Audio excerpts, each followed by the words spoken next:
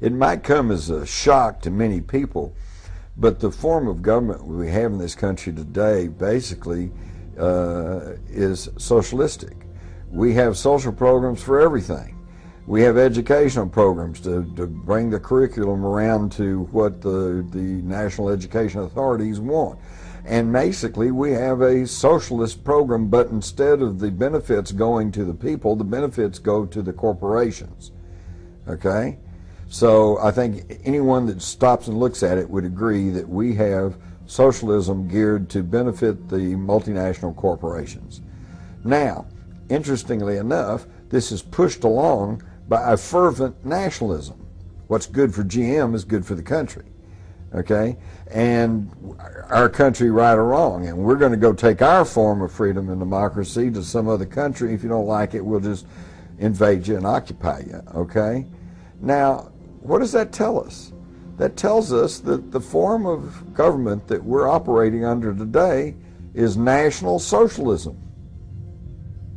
And that should come as a shock to many people, particularly when you consider that National Socialism in German, shortened down, means Nazi.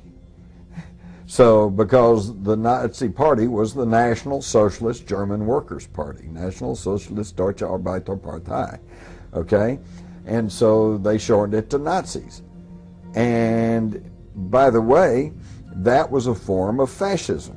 Okay, and the man who coined the term fascism was Benito Mussolini in Italy.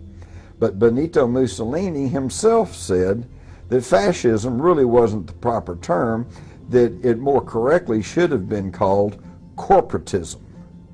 And that is simply when you have the corporations running the country and controlling the government.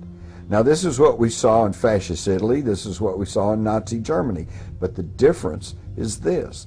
In those countries, but before World War II, the state took over the corporations. In the United States today, the corporations have taken over the state, but the end result's the same.